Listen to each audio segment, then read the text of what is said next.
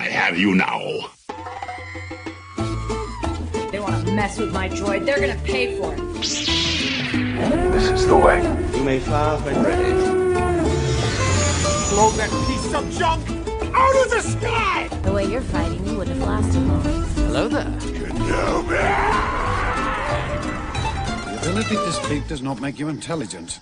We are 8 days away from Star Wars Outlaws, and 5 if you pre-ordered the Gold or Ultimate Edition, and there has been a ton of news and information come out about this game since the announcement last year.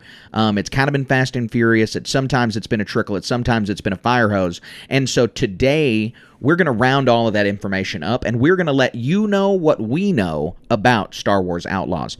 If you're new to the program, my name is Carter, and this is the Star Wars Station Communication Podcast, and we are your home for Star Wars breakdowns and news coverage. And so we've got a lot to go over, so let's dive right in with my longtime co-host, the perfidious Pike himself, Colin Archer. Hey, Carter, man, it sure is exciting to have another Star Wars game coming out the pipe. The last one we played was, well, except what was the mobile game? Yeah, other than Hunters. Other than Hunters, we played Jedi Survivor. Gosh, I get confused so easily with, I just played the storyline on easy mode. Right. There's not enough time in my schedule. Survivor and Force Unleashed is the old game. Why do I always get that confused? Anyway, we got a new Star Wars game. This one looks super interesting. Open world, right? Yeah. And a lot more going on with this. Lots of really exciting stuff. It's going to be really cool. There's a lot going on, like you said. This is a big step for Star Wars. They've never had an open world game like this. And so it's going to be interesting to dive in. And there's just a lot of information out about it. And they've said a lot to hopefully get a lot of people excited about it. Yeah. Yeah. Well, let's get into it. I'm probably going to learn some things. I think you know a little bit more than me. Yeah. We'll talk about it, and we'll be seeing the ins and outs. So the basics of the game are that it's made by Ubisoft. Their most popular title, Assassin's Creed. Everybody knows that. So can we address that? Is this going to be Assassin's Creed with the Star Wars skin? I don't think, no. And in fact, I'm sure it's not, because just based on the hours of playtime alone, Assassin's Creed games are much larger than this. Full context, I've never played an Assassin's Creed game. I've only played one of them. I'm not your Assassin's Creed expert either. I'm that game came out when I was in school or something, like college, getting a degree.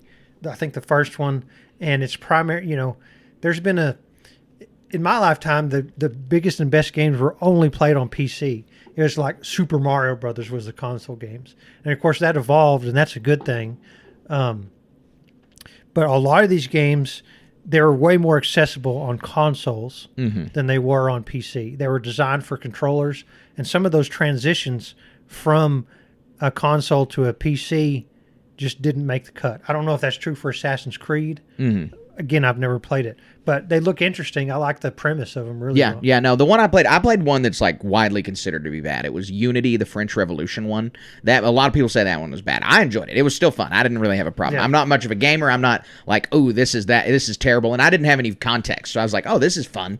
Right. So anyways, this won't be Star Wars Assassin's Creed though, for a few reasons. Assassin's Creed games, those stories are many hours long. This story is supposed to be 25 to 30 hours long. You can complete this story relatively fast. And this has a different open world style than Assassin's Creed does. Assassin's Creed is open world, but you can't really go into that many of the buildings, from what I understand. You're not sitting down at a sabacc table or a poker table like in Red Dead Redemption 2. So you need to be looking at games like Red Dead, GTA, Ghosts of Tsushima, those kinds of games to kind of model what this game is going to be more like. Oh, nice. And so this is a single player game. Obviously, there's not going to be any multiplayer involved, and it's going to release on Xbox X, PS5, and PC. So you say it's in the same vein as GTA, I guess there's going to be missions you can complete. Yeah, exactly. I think you'll be able to hold more than one mission at a time. It's just that open world concept. You're going to be able to move from planet to planet, enter buildings as you wish. There will not be, as far as I'm aware, civilian interaction like there is in GTA. You're only going to be able to interact with the syndicates and the Empire itself. Right. And so I guess in that vein, if you get the enhanced version, you get access to a special Jabba the Hutt mission. Yes, yeah, that's the first day of the season pass. So you Okay. don't have to buy any of the gold or ultimate editions for that, but you do have to get the season pass. Okay. I need to check into that. Yeah, That might be yeah, worth yeah. checking into. It is. Well, the season pass gets a lot better, and we'll talk about that here in a little while. But there's some good season pass stuff in there that I think is probably going to be. I mean, I'll be getting it because it's worth it to me as a Star Wars fan.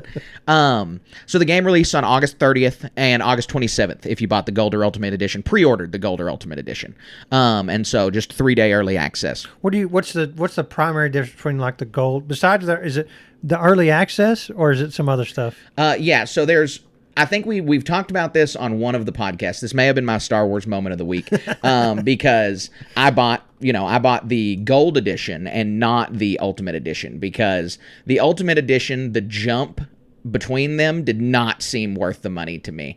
It seemed like the Ultimate Edition was just nowhere near, like it added like one thing that I was not interested in. So the Gold Edition, so the standard game, you're just going to get the game, obviously. That's the first pack. For the jump to the Gold Edition, which is $30 more, you get the base game, you get the 3 days early access, and you get the season pass off Okay. rip. So basically, you're actually just paying You're just for buying the season pass, yeah. Yeah. And then the Ultimate Edition, you get all of that plus 2 like outfit packs, one inspired by Lando, one inspired by Cassian Andor, and then a digital art book. And that is another $30 price increase. So $60 above So you're buying what the that base book, game costs. basically.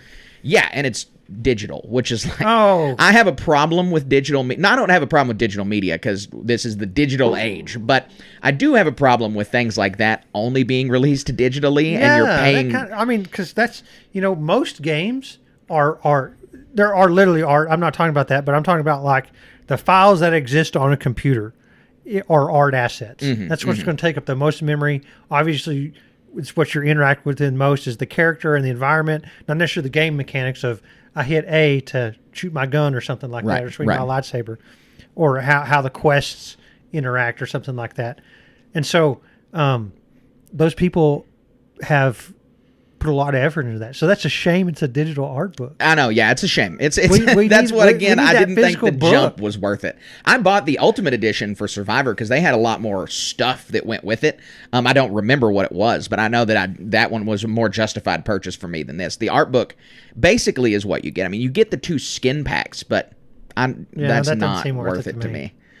So that's kind of the basic information out of the way, and the different editions and the way that you can get into it. But we have a lot of story to cover. There's a lot of information out about how the game's going to begin, and then we have a lot of mechanics to talk about because we've never had a Star Wars game like this. This is a new area for a Star Wars game.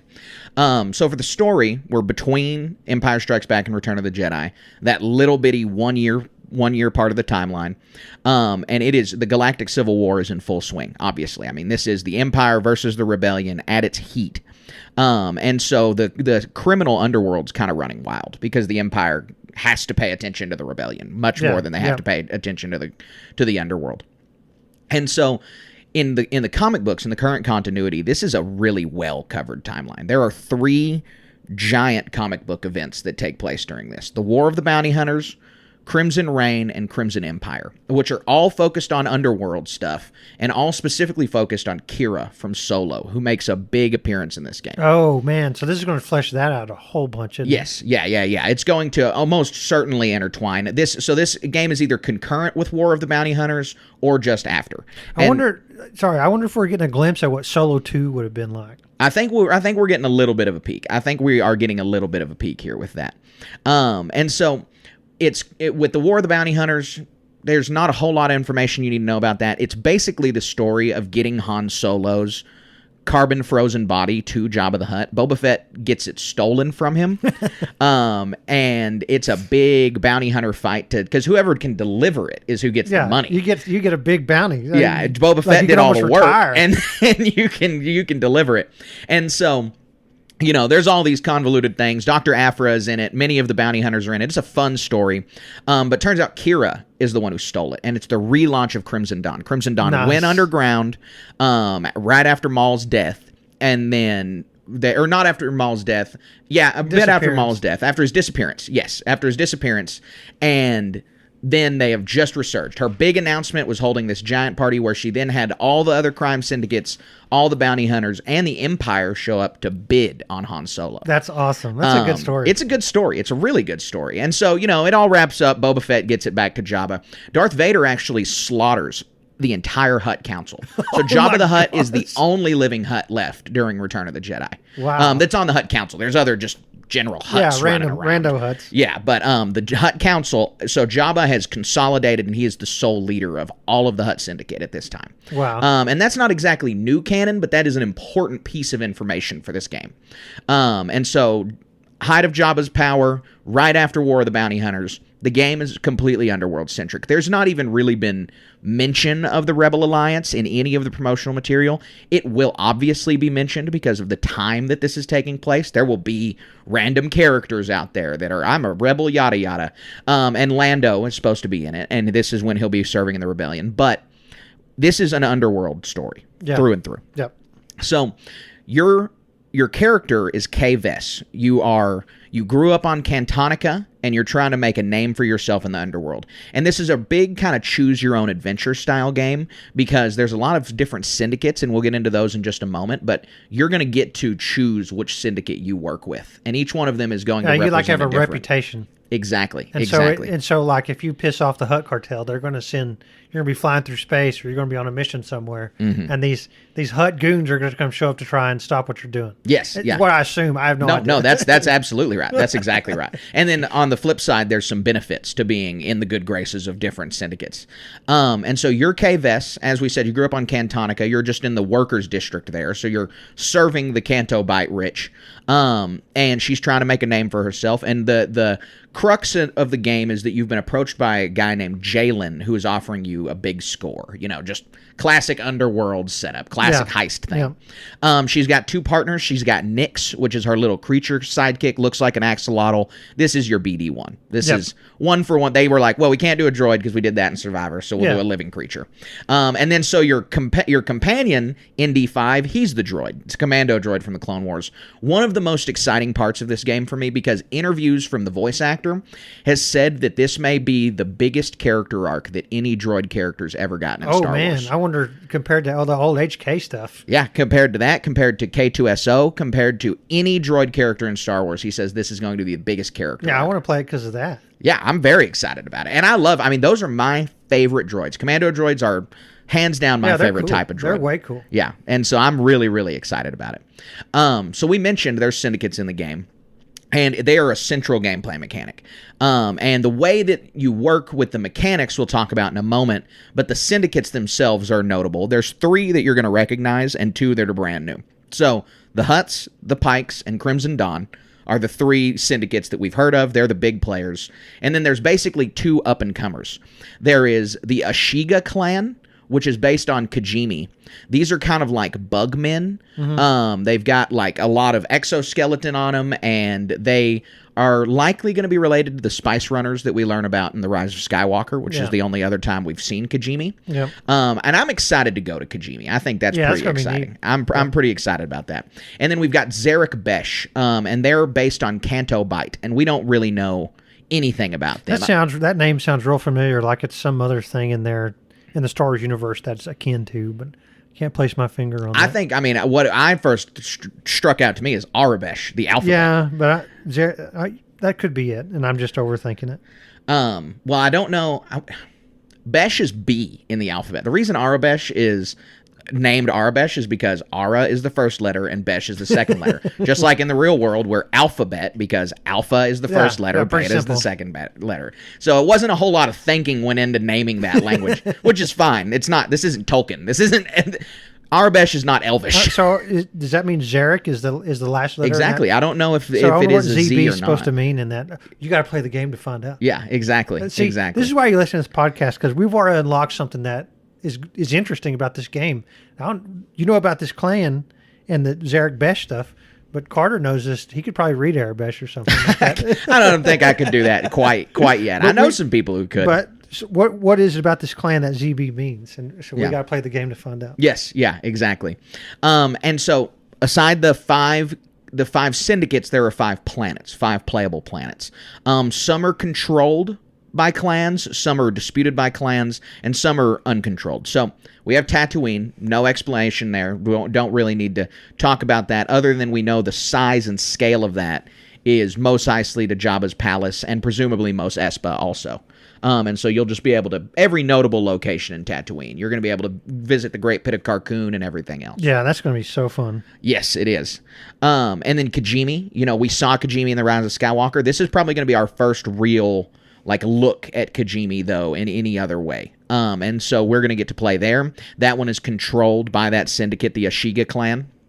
And I'm really anticipating that you're going to be able to walk into Babu Frick's shop and see him. I don't know how long Anzellans live. I know usually in the real world, small things live a lot shorter than big things, but Yoda's 900, so there's no reason that Babu Frick can't be 9,000 for all I care, as long as I get to walk into his shop and deal with Babu Frick when I'm on Kijimi. That's going to be fun. Yeah. And then Cantonica, Canto Bight. I'm pretty excited about that one, too. That one was in the Lego game, and they did a good job with the map there. So hopefully they do gambling in that stuff. Yes, they will. Well, that's going to be, I think, on every planet we'll be able to do. So I know you can bet on Farrier races on Cantonica, just like betting on a horse race. There's another mini game where you can enter races yourself and speeder races. Oh, cool. And then the third mini game is Sabacc. And so I'm sure on Cantonica you'll be able to play Sabacc, but probably every planet you'll be able to walk in somewhere and be playing. For sure. Tassara is a new planet. This is the only new planet in the game. It is a moon, and it's like a savanna biome. And it is apparently disputed by multiple clans. Like, they're fighting. So there's going to be some resource there that they want or something like that. Exactly. It's like a battleground planet between the syndicates. Like, nobody controls it, and many people want maybe it. Like on a trade lane, a hidden trade lane, or hyperspace lane or something like that. The Pikes have the most established presence there, so it probably has something to do with spice and maybe near Kessel or Obadiah. Yeah, it could be. And then finally Akiva, which is a planet that was from the Aftermath books. It was introduced in those very first canon books that were written. That was, and they were about, or that's the home planet of Snap Wexley from the sequel trilogy. And there's a droid factory there during the Clone Wars. And so that may be something, but right after the Battle of Endor, that's kind of where the Empire, a lot of their leadership retreats to have a summit to see what they're going to do. And so this may be an Imperial stronghold as well. And I'm excited about this edition because it's only shown up in literature. We've never seen this planet in anything. So we're going to get the planet fleshed out. I want. So what is it like? Is it just like a normal planet, like Earth style, or is it going to be like a city planet, or? It's like, I think it's from the videos I've seen. I hesitate to say jungle because I don't want you to think like South America, but it's pretty verdant. Like, it's green and yeah. So I don't think it looks quite like the Amazon, but it does. It's verdant and green. Maybe this is maybe a good description, like Appalachia in the United States. Okay. I think it looks a little bit like that. That would be good. A little bit more flowing water everywhere. So, since we're on the subject of planets,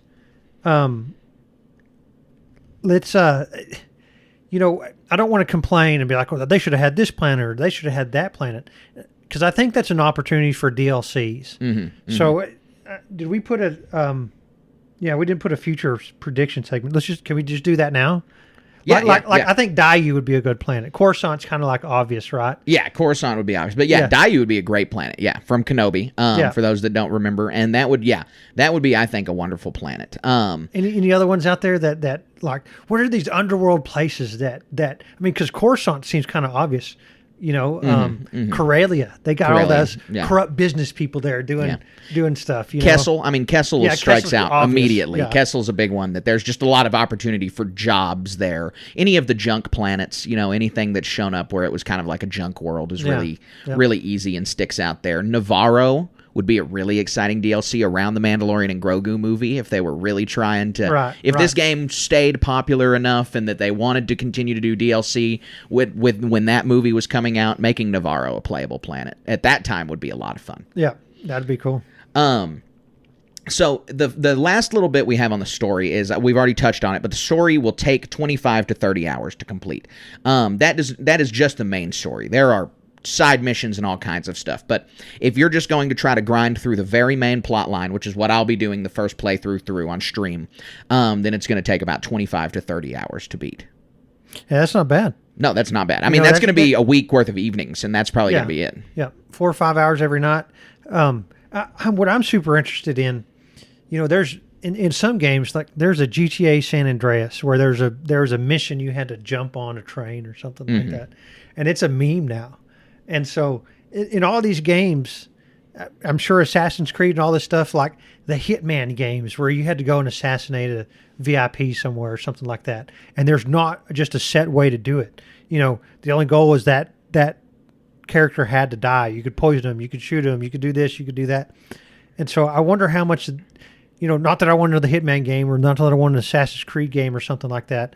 But there's going to be some mechanics that overlap in these, like there's going to be more than one way to accomplish these missions. Yeah, no, there will be. Yeah, it's however you would like to play it. And so what are these missions that are going to be like, oh man, I got to do this one. I've tried this one 15 times and I can't get it. How do I do this? And so, at the moment, like in that old GTA game, you're trying to jump on a train or something like that. Man, I want to claw my eyes out. Now it's just hilarious. Yeah.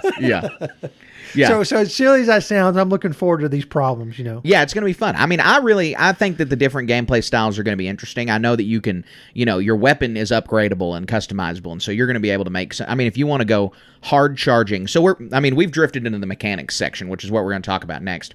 If you want to go hard charging into the room and just kind of do a rush head on kind of thing, I'm sure that build is available to you by building a resilient blaster. And then there's a stealth build. I mean, you've got your little distraction axolotl guy. You've got Nyx. A lot of the reviewers were using that tactic a lot. Yeah, and so it seems like there's a way you could sneak through most of this game.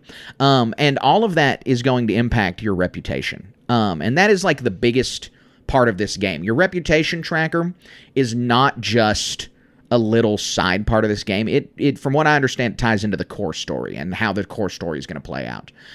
Because you're going to choose what syndicates you work with, and it's going to impact the rewards you get, or if you get shot on sight by these people. And the cool thing you had mentioned, you could just be flying around, and if you have a really bad reputation with the Hutts, they're going to come after you. On the flip side of that, if you get a wanted tracker by the Empire, level 1 or level 2 or something like that, and you're in really good graces with the Hutts, they'll send people to defend you. Yeah. Oh, man, that sounds fun. Yeah, I think that's really, really neat. I wonder if there's different starships you can buy. I know it talks about, I've seen different reviewers drive around speeders. So like if you go to a Hutt vendor, I wonder if it's a little bit cheaper.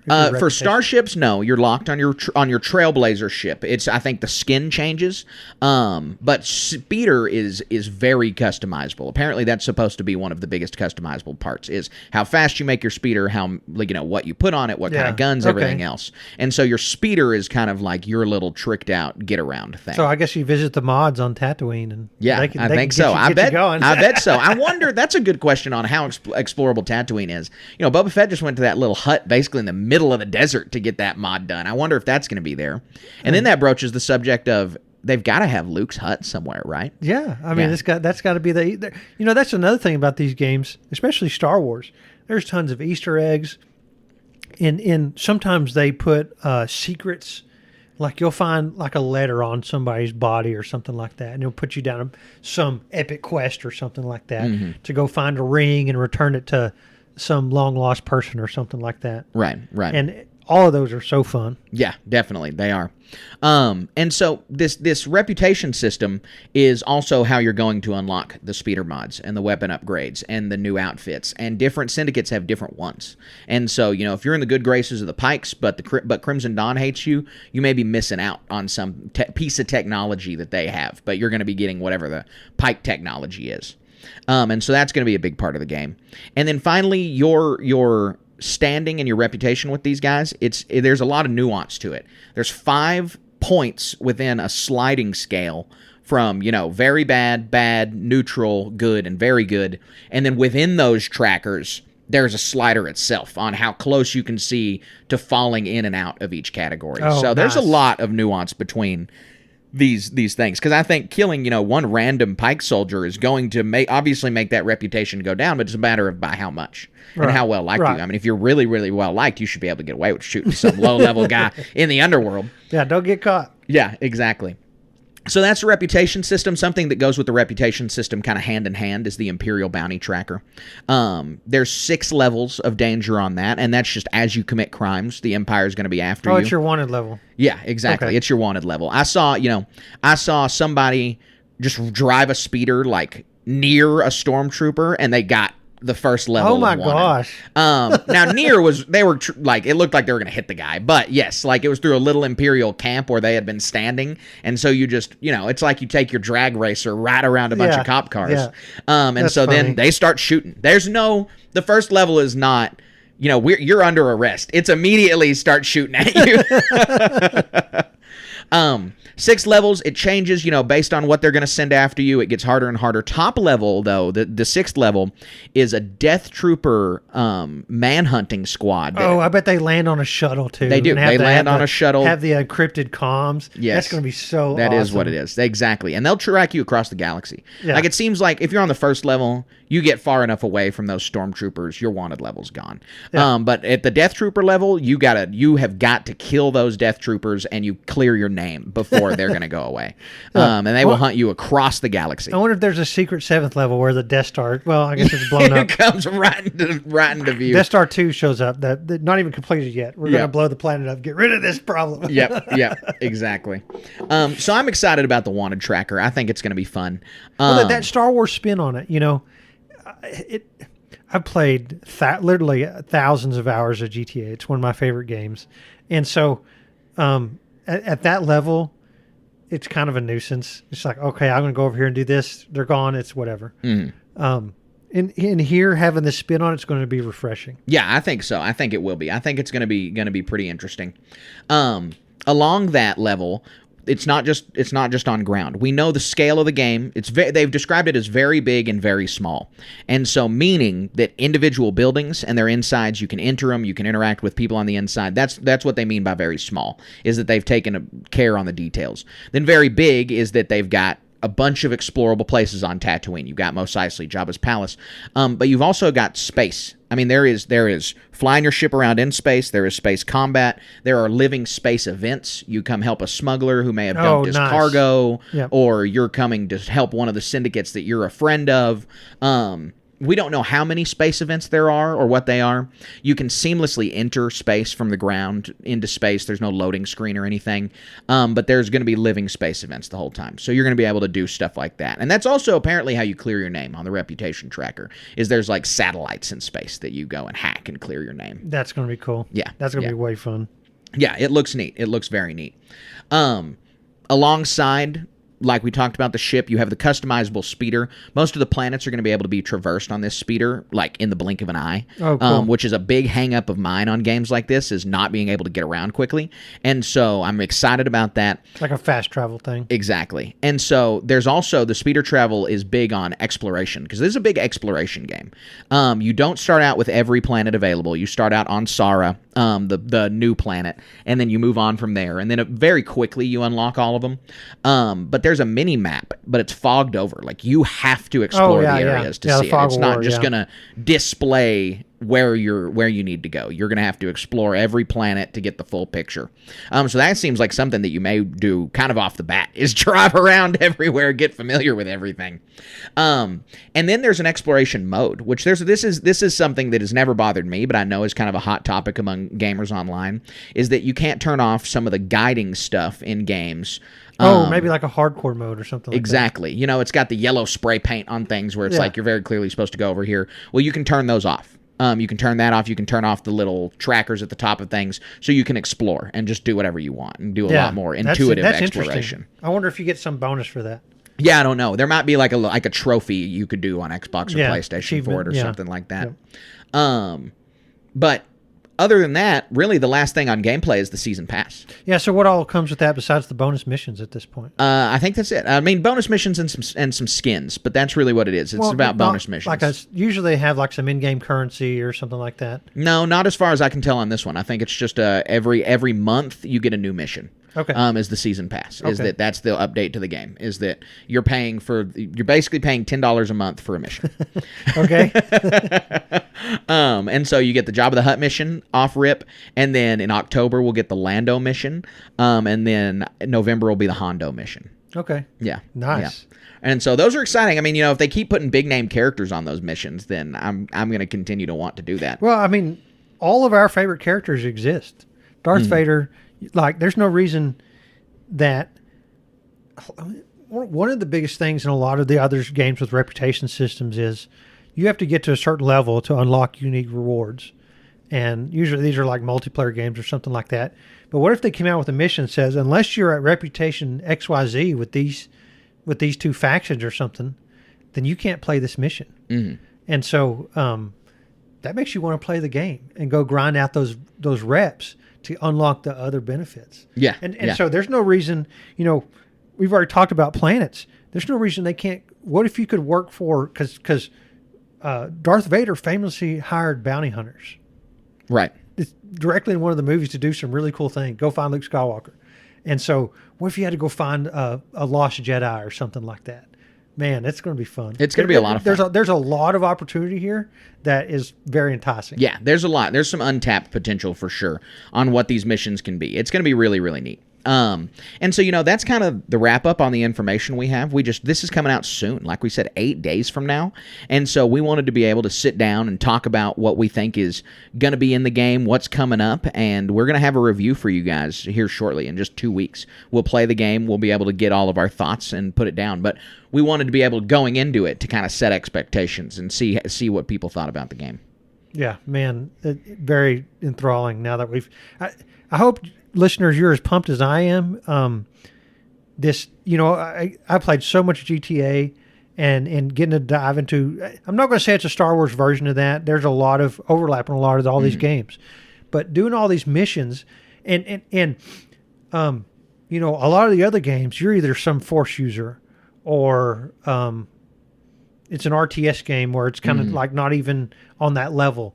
But this is one of the first ones that I can recall ever of doing some outlaw-centric thing. Yeah, no, I agree. It's really, there's just not been very many games where you get to be the bad, or not the bad guy, but the criminal. Yeah, and so it's going to be super interesting. Like, what if you steal somebody's ship and that just ruins your rep game for this one faction? Yeah.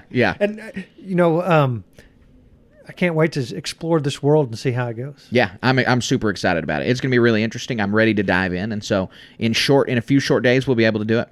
So let's head on over to our next segment. We've got a lot of show left. And so we're going to head over to our Patreon-powered segment, which is How the Force Works. That's not how the Force works.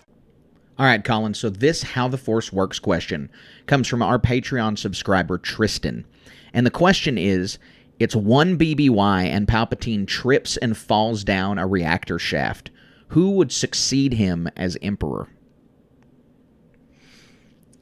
Oh, man. I mean, if we're going by the Sith rule, too, it's like Darth Vader, right? Well, theoretically, right? But I think there's a little bit more nuance to this question. Yeah, I mean, because the Empire is really vast, and you got Tarkin, who hates Vader's guts. Yeah, well, and Vader doesn't have, like, the influence or like a direct military hierarchy. And the Empire's a government. The reason they built the Death Star is because it's not like that Palpatine could consolidate his power and just rule through being a Sith Lord. He needs some technological means. And so we even see in A New Hope, Tarkin, bring Vader to heel. And so it's like, there's a big argument to be made that just because Darth Vader is the Sith Lord successor does not mean that. Yeah. But how does Tarkin stand up to Vader? The thing that Vader's the best at is hacking stuff to pieces with the lightsaber. It kind of doesn't matter who you are or what your age is. Right. So, I mean, that doesn't necessarily mean he's a good leader.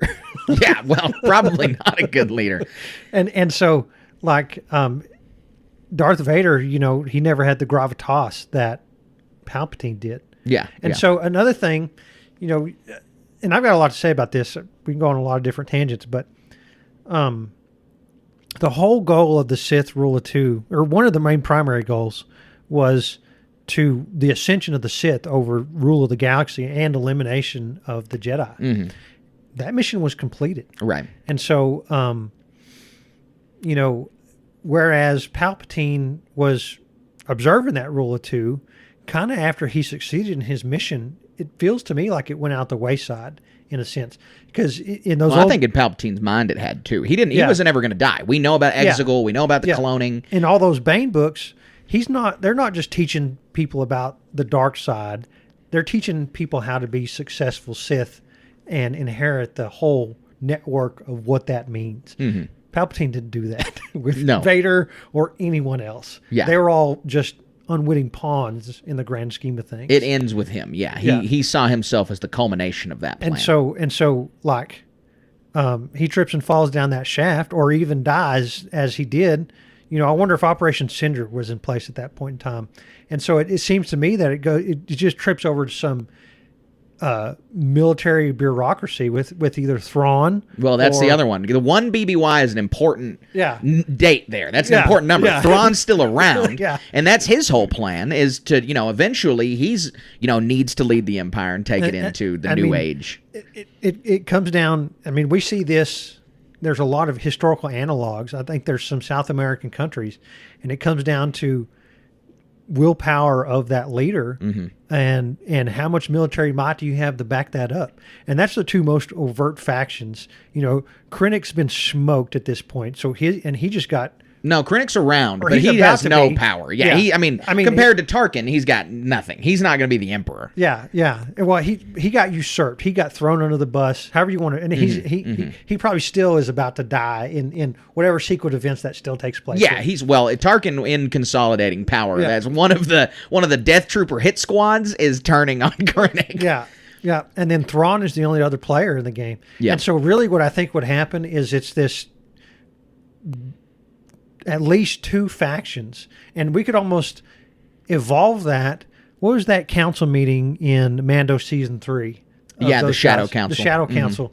There's the factions right there. Yeah. Well, and so conversely, the meeting in the Death Star, in the first Death Star, Right, that exactly meeting room, right. you've got General Tagg and everybody else sitting around with their own factions. They're not, clearly there's disagreement and dissension between all of them. They're not all beholden to Tarkin. Well, and that whole Tarkin initiative building the Death Star, that was very contentious, right? They, Tagg, I think that was him. He wanted to build executors and big giant other ships, right? Yes. And so Thrawn, he wanted to do stuff totally different than that, I'm sure. Yeah. And so, it's just going to be a faction of military this and that. Well, and the Death Star is a year away from being built at this point. It's not completed. So Tarkin has less credibility because it's not completed. That's all the way up until Rogue One, there's concerns about, it being finished and it being tested right and it even working. Yeah. Well, and it's always going to have that vulnerability. Yeah, exactly. So, I wonder if even Palpatine being gone that early would hasten that like maybe the Death Star's never built. If you don't got this unifying leader to have on that poster on the wall that everybody wants to get behind, then the resources start getting shifted and it gets to be just a quagmire. Well, and if it ends up being two factions or three, Vader, Thrawn, and Tarkin, whether two of those people align together or not, there's at least going to be two, like you said, could be three, probably no more than that, but at least two or three. Does even one of those have the money to continue to fund the last year of the Death Star You know what we're talking project? about here? Game of Thrones, Star Wars. Yeah, basically. That's what it is. Yeah, it is. It is. It's a pretty interesting little alternate history thing, because it's like, a casual Star Wars fan, Vader's the guy who comes up. Yeah. But it's like, there's not if you know about the Empire in that year and how it's set up, Vader is like little known across the Empire. Only the most influential leaders even know who that is. You see some guy in a black mask and black cape step up to take the mantle. That's going to cause unrest across the galaxy, and we know that a year before A New Hope, Palpatine had the Senate around still to help keep control. He did not have the control he needed to just do whatever he wanted willy-nilly. Yeah. Exactly, and so without Vader being would be super even less secret about stuff. Yes. And so I think Tarkin is the one most poised for it. I think my final answer would be Tarkin. Because he was doing most of it anyway. If the rebels had failed or something like that, Luke Skywalker got blown up. The proton torpedoes missed. Mm-hmm. That's it for them. Yavin 4's blown to pieces. Yep. The rebellion is gone, and it's Tarkin. Tarkin, you have a figurehead of Palpatine, and it seems like, not that he would be doing his little projects and stuff like Exegol and this and that, but Tarkin is the, if you got the queen, she's the regent or whatever, and Tarkin's the prime minister, doing all the actual things. Absolutely. Yeah, and especially at that point, the rebellion fails, Palpatine is off learning Sith alchemy. He's free to just do what he wants, never has to, the Senate's disbanded, Tarkin runs everything, and Palpatine probably not seen for years at a time. Right. So yeah, that's a really good question. We appreciate that question. If you want to ask a question like that, then all you have to do is head on over to patreon.com/Star Wars Station, and starting at the $1 tier, you can ask questions here on the show. So we appreciate that question, Tristan. We're now going to head over to our next segment. This is going to be a big one. We've got a lot to talk about here. So let's dive right into the HoloNet news. You made the HoloNet. All right, Colin, lots of big Star Wars news this week. Honestly, all three of the stories, they're not good. You know, it is probably good that some of this stuff happened, but they're all like negatives for the studio. They're all negatives for Lucasfilm and for Star Wars. And so, like, they're not perceiving these as, oh, this is a success. So the first news story is the biggest one. Everyone's been talking about it. The Acolyte is not going to be renewed for a second season. We got that news just the other day, reported by Deadline, and there's just no plans. Lucasfilm came out right out the gate and said nothing's going to be happening, and it's because of the numbers. The show vastly underperformed on Nielsen ratings, and it is the worst viewed Star Wars show that they've made. Yeah, and we have to be really clear here. It's not because of some review bombs or something like that. People just didn't watch it, and I think if you look at the graphs around episode 3, somewhere around there, it just tanked. Yeah. Well, people didn't buy into the show, man. That's what we talked about with the way that they're going to make decisions around this show. We've talked on 2 separate episodes just a few episodes back. Was this show going to get renewed? We talked about it during the finale episode of The Acolyte and the episode right after that when it was a How the Force Works question. And both times we said the real answer is it comes down to the money. It doesn't really matter how good the show is or how bad the show is or anything else. If it made money, they're going to keep making it. And it didn't make any money because nobody watched it. And that's how you make money. Right. It's all down to those subscribers. And, you know, I was a contender that this show did need a second season, but it cost $180 million to make. And I don't think that the product reflects that dollar value. You know, there were a bunch of missteps here and there. One of the things is the main actress put out some diss track or something like that. That was real contentious. And it seems really strange out there to be trying to make successful productions where the people who are in there, like, contrast that to Manny Jacinto. He's out there batting 1,000. I was reading in this article, he was at D23, getting bought by fans and stuff. And it seems to me like, and me personally, he's the one I want to see most out of the show. That I'm so sad that we're not going to see more of him. Maybe they'll make a different show with him in it. With any of this, it was a little disappointing because, you know, the actors always learn this information the same we do. Anytime a show gets canceled, it's pretty much they're going to learn it about the same time. Yeah. And for Manny Jacinto specifically, the day before he was at D23 talking about The Acolyte, promoting the show, definitely hoping for a second season. He wants another paycheck. I mean, cannot fault any of the actors for wanting a second season for there being a job for them alone. And then the next day they announced this, and it's Manny Jacinto's birthday. Yeah, I heard that too. Yeah, that's kind of crazy. That was Happy a shame. birthday. Yeah, that was a shame. That bummed me out because we talked about, you know, the highlights of the show were Lee Jung-jae and Manny Jacinto. Yeah. And so it's and it's also a shame for Lee Jung-jae. I mean, one, the guy learned English for this show. Yeah. But two, it's just, you know, this is his American debut. Yeah. And so that's a shame there also. But again, he was a highlight of that show. I mean, I think anyone in Hollywood will be able to recognize that guy's talent. If there's any failings with the show, it's not with him. No, certainly not. Certainly not. One of the most interesting parts about this entire situation of The Acolyte not getting renewed is this is the only time out of any of the... Obi-Wan didn't get a second season, and it was a limited series. I'm happy it didn't get a second season. The Book of Boba Fett didn't get a second season when it very clearly could have. Wasn't like it had to, but they wanted to if it was going to be successful enough. But The Acolyte is the only TV show that Lucasfilm announced was not getting a second season. Oh, yeah. Book of Boba Fett is never been said they're not getting a second season. Yeah. It's all speculation or whatever. They're not getting a second season, obviously. We know what the production schedule is like. But Lucasfilm went out of their way to go out and say Acolyte's not happening. Man. And so part of that is... That's a revelation. Well, that is. I mean, it's part of it is to say that they recognized that it was unpopular. And so they had to get out in front of it and say, we're not making something like this again. We're not we're not doubling down on this. Right. And so that's a big change there, because the Book of Boba Fett was not popular. But it didn't have the kind of backlash that the Acolyte did. It just wasn't great. It had some backlash, but not on the level of this. People didn't like those mods. Well, yeah, exactly. But that's like, come on, that's a goof. Like, there was a lot of criticism surrounding the entire show, The Acolyte, where the Book of Boba Fett is like, this was goofy. This storyline. Yeah, exactly. And so that's just a really important dimension to that, that I think a few people are missing, is that this is the first time they've done that. And so that's kind of like Lucasfilm going out there and making a statement about it. Yep. So we're going to keep rolling with again, the bad news. No, this one is, I guess, not bad news from Lucasfilm's perspective because it's a decision. This one's more bad news for fans, actually. Yeah. This one is just disappointing. I hated to read this interview and be like, I can just hear the sadness in this guy's voice. Anyways, Boba Fett's not coming back for The Mandalorian and Grogu. He's not going to be in the movie. Tamura Morrison has not been contacted about the movie, and they're filming. They're under production right now. And so he's not going to be in it. Yeah. And that's just a bummer, man. Yeah. I think in that article it talked about how he might be in Mando season 4. And, I do want to see more of Boba Fett. But at the same time, it seems like they've changed his character a little bit.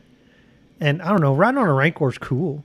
Yeah, it was, again, that was the criticisms of like over cameoing and overdoing it on just the sheer like looking for YouTube reactions. That was like Boba Fett as at least the final episode or the last couple episodes, because CGI Luke Skywalker meets Ahsoka in Book of Boba Fett. Boba Fett comes and rides a Rancor. Grogu comes back. Like, there's a bunch of things that happen there that it's cool. I'm not saying any of that's not cool, and I'm not saying none of it didn't make me go, oh, that's so awesome. But we already talked that Boba Fett had criticisms and problems, and like you said, they changed the character quite a bit, and it wasn't as popular.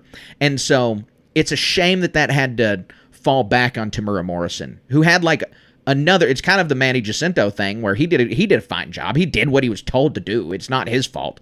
It's kind of like Mark Hamill in The Last Jedi, where he's saying, we shouldn't take Luke in this direction, but you got a contract and $1 million paycheck that says you're just going to do what they say. And Tamura Morrison's the same way. He's like, well, because in the interviews immediately after the first season of Boba Fett, he's like, I hope in season 2 we're kind of back to Boba Fett's badass roots. And, that's just not what we got in the first season. Yeah. And so it's disappointing that backlash to that show is a part result of Boba Fett not being in it. And then another part of it is that they're turning season 4 into a movie. And so that's cutting a ton of stuff out of it. Yeah. And so one of the things they cut was Boba Fett, who's perceived as a less popular character now. Right. But you just look at Boba Fett prior to the show and after the show on character popularity, it's insane. The bar graph is straight down. It's really, really nuts. What happened to that character specifically. So last news story for the day. This one is, I don't even know if I can call this one negative, but it just feels negative. This one's vaporware. This one is that Star Wars Eclipse's lead writer has left Quaniac Dream, which is the studio that is making Star Wars Eclipse. Yeah, the game that we don't know anything about. Exactly. That released this awesome trailer that got people super hype, and then nothing ever came of it. And it's still 3 years ago, it was 8 years away. I bet you it's 8 years away today. Yeah, could be. We've never heard anything about this game. It's still under development. They say in this interview that it's still under development at Quaniac Dream. Yeah, very secret. But, Quaniac Dream's big game, Detroit Becoming Human, was really popular. And that this person was the lead writer for that. I need to get their name. Adam Williams. So Adam Williams was the head writer for Detroit Becoming Human, and he was the head writer for Eclipse, and now he's gone. And so let's hope that Star Wars Eclipse got written. Let's hope that it's pretty much done. Yeah. As far as writing goes. But it's one of those things I'll believe it when I see it. I guess this guy was working somewhere and getting paid to do what he's doing. Yeah. But we don't know anything about this. All we know is that it exists. Yeah, no, exactly. That is all we have any idea about is that it exists. And I want it someday only because that trailer was so cool, but that's just way down the line. We'll have to see that when it gets here. But that's the HoloNet news segment, so we've only got one more segment left. Why don't we hop on into our Star Wars moment of the week? We would be honored if you would join us. All right, Colin, what is your Star Wars moment of the week? So I think a couple weeks ago, or a couple episodes ago, I talked about how I started watching with my newest young child. What is that cartoon called? New Jedi Adventures. New Jedi Adventures, and it's actually really fun to watch. The characters are engaging. It's kind of strange, because I'm used to Bluey and Paw Patrol, and those episodes are about 10 minutes or something. These episodes are 5 minutes a piece, but they have a little problem to solve. There's little villain characters. It's a fun little show.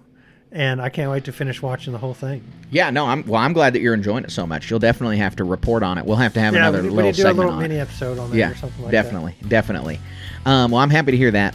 My Star Wars moment of the week's a little small, but my wife is a school teacher. She just started teaching once again, and so every year she has to do a little About Me slideshow, obviously, get to know the teacher. And one of the things she always includes on the slideshow is, her favorite interests, and she's got, Mexican food on there. She's got our pets on there. But one of the things she has on there is Star Wars. So she always says, she's like, I like Star Wars. My husband really likes Star Wars.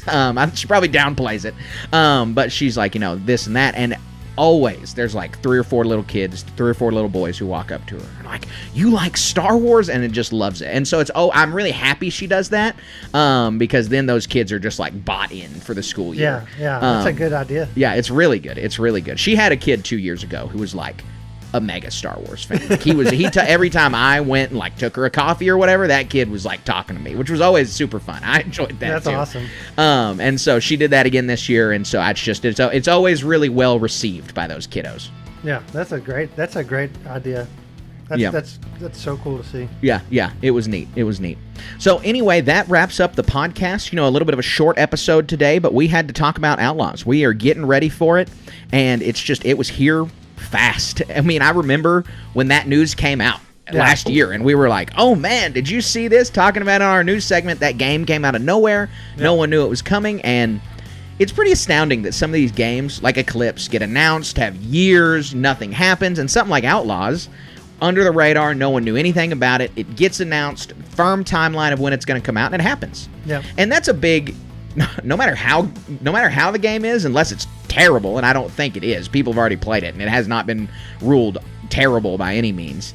But that's a big accomplishment in and of itself, is just being able to publish this game on time, especially a Star Wars game. Because as we all know, the only thing sadder than the Star Wars movie timeline is the Star Wars video game timeline. They still need the RTS. Yeah, exactly.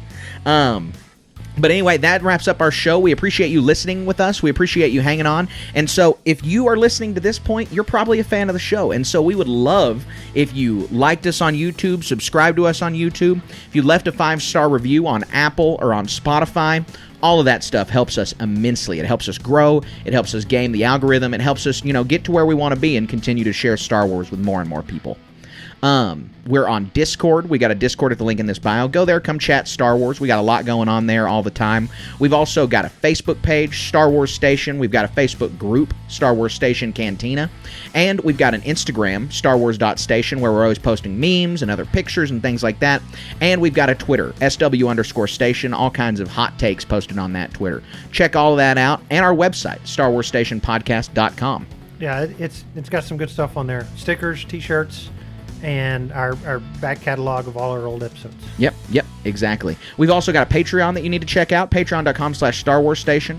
Old podcast episodes. We've got an RPG over there. We've got t-shirts, stickers, all kinds of stuff. So check out our Patreon starting at $1. And we've got a Twitch, twitch.tv/stationmedia. We're going to be streaming Outlaws on it in 5 days. I mean, it will be today is Wednesday, so on Monday, when I'm going to be able to start playing this game, I'm going to be sitting down and streaming it. Yeah, it's going to be fun. So definitely check us out, twitch.tv/stationmedia, and we appreciate your support. We appreciate you continuing listening, and most of all, we appreciate you staying wizard.